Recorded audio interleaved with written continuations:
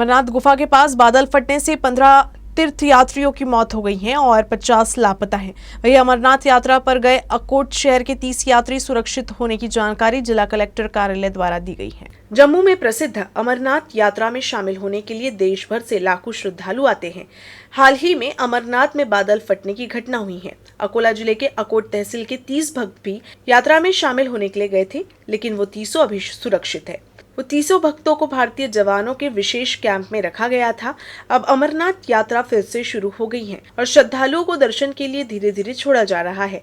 अकोट शहर के इन श्रद्धालुओं ने भारतीय जवानों का शुक्रिया अदा किया और अमरनाथ में जो कुछ हुआ उसके बारे में मीडिया को बताया।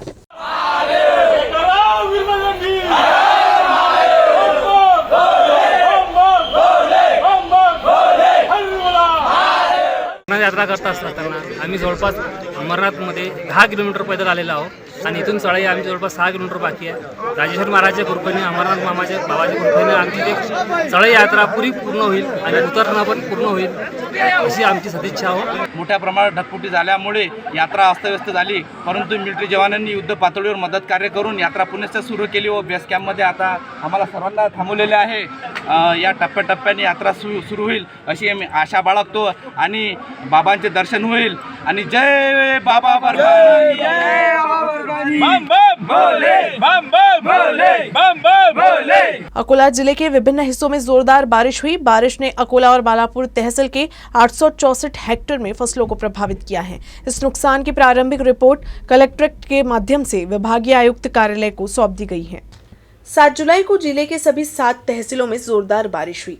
जिले में पिछले 24 घंटे में सुबह 8 बजे तक औसतन 15.5 मिलीमीटर बारिश हुई। बारिश से जिले के अकोला और बालापुर तहसील की 864 हेक्टेयर कपास, सोयाबीन और अरहर खरीफ की फसलों को नुकसान हुआ है। फसल नुकसान की प्रारंभिक रिपोर्ट जिलाधिकारी के माध्यम से विभागीय आयुक्त को भेज दी गई है। बुलढाणा जिले के चिखली नगर पालिका की पूर्व नगराध्यक्ष प्रिया बोंद्रे ने पति, ससुर और 2 चचेरे भाइयों के खिलाफ बुलढाणा जिले के चिखली थाने में धोखाधड़ी का मामला दर्ज किया गया है। पीड़िता ने शिकायत की है कि चिखली की जमीन बेच दी गई थी, लेकिन फिर भी जमीन एक बैंक में गिरवी रख दी गई थी और उस पर 2 करोड़ रुपए का कर्ज लिया गया था।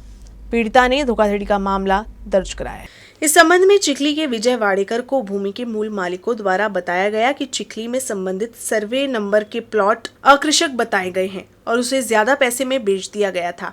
इस आपसी लेन देन के कारण धोखाधड़ी का आरोप लगाते हुए पुलिस में शिकायत दर्ज की गई थी। इस शिकायत के आधार पर पुलिस ने सुरेश अप्पा बोंद्रे, सुभाष अप्पा बोंद्रे, काशीनाथ अप्पा बोंद्रे और कुणाल बोंद्रे के खिलाफ मामला दर्ज किया है। मामला दर्ज होते ही आरोपी फरार हो गए हैं।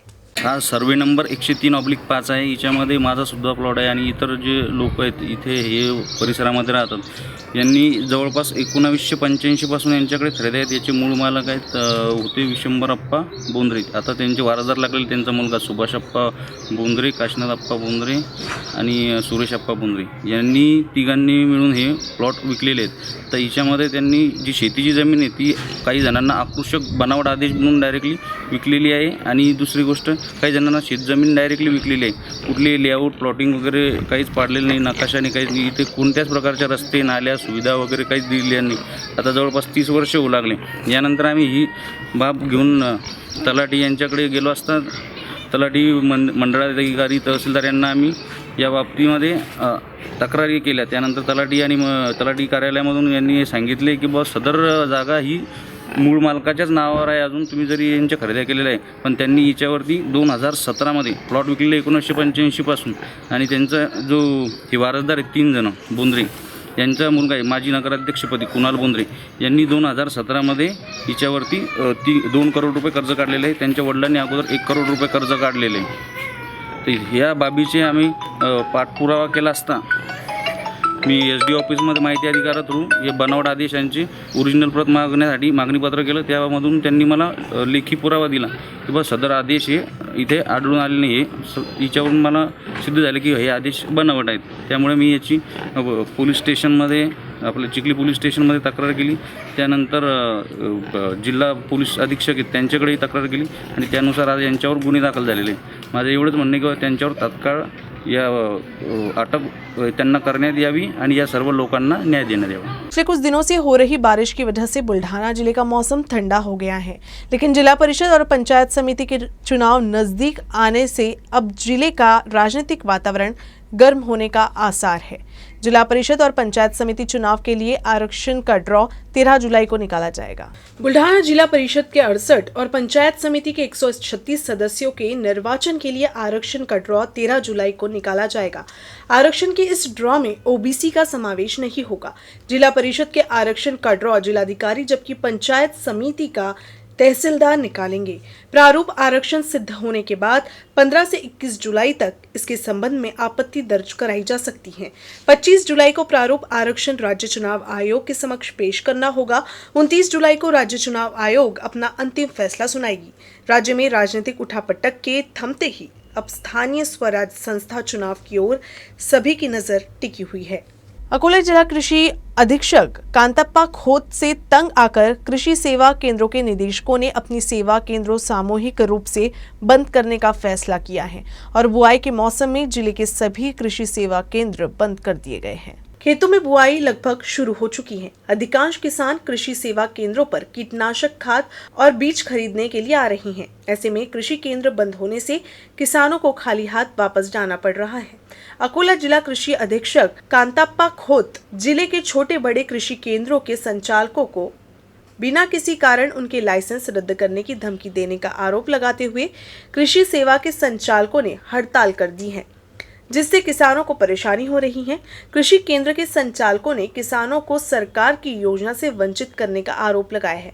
साथ ही इन्होंने मांग की है कि जिला कृषि अधीक्षक कांताप्पा खोत का तबादला किया जाए। आम्ही सोमवारी 4 तारखेला जिल्हाधिकारी महोदयांना निवेदन दिले होते। अकोला जिल्ह्यातील एसएओ कांताप्पा खोत यांचा प्रचंड सर्व कृषी केंद्रात धुमाकूळ त्यांनी घालणं सुरू केलेलं आहे, तर त्यांची तडकाफडकी बदली करावी याच्यासाठी आम्ही निवेदन दिले, परंतु शासनाकडून अजून त्याच्यावर काही कारवाई झालेली नाही आणि त्यासाठी आम्ही आज पूर्ण अकोला जिल्ह्यातील कृषी सेवा केंद्र बंद ठेवून शासनाचं लक्ष या प्रकरणात केंद्रित करण्यासाठी आम्ही बंद ठेवलेलं आहे आणि जिल्हाभरातून संपूर्ण कृषी सेवा केंद्रवाल्यांनी आम्हाला चांगला पाठिंबा दिला आहे आणि प्रत्येकाला या गोष्टीचा त्रास जिल्ह्याभरात झालेला आहे।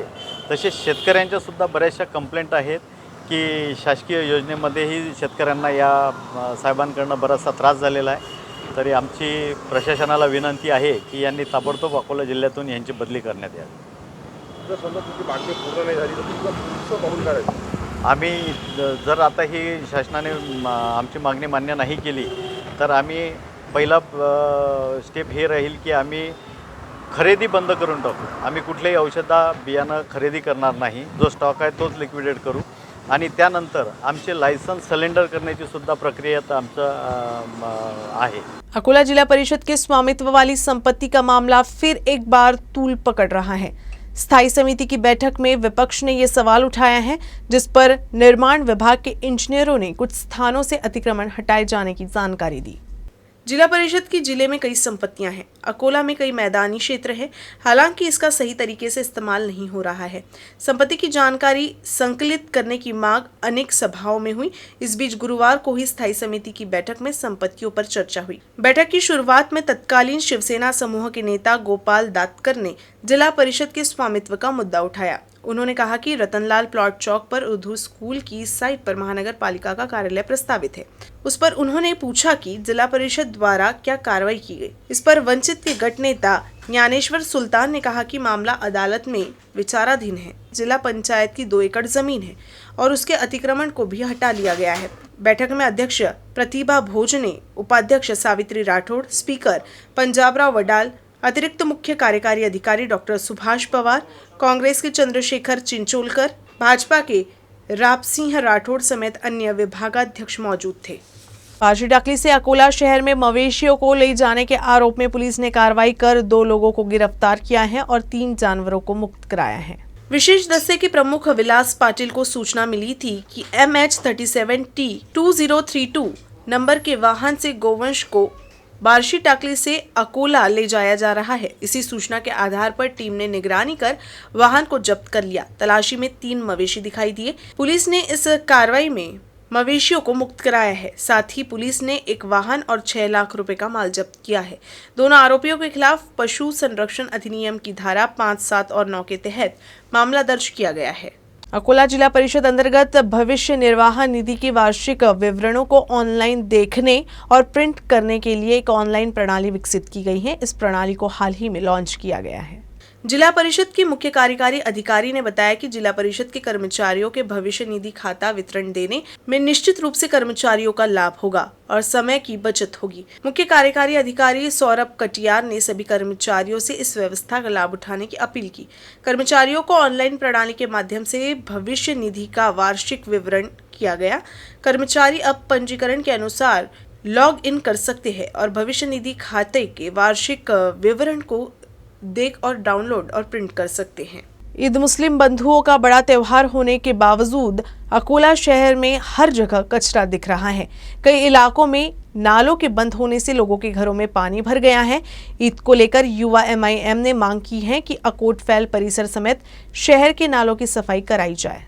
अकोट फाइल और मासूम शाह इलाके में नालों की सफाई नहीं होने से स्थानीय लोगों के घरों में पानी भर गया है।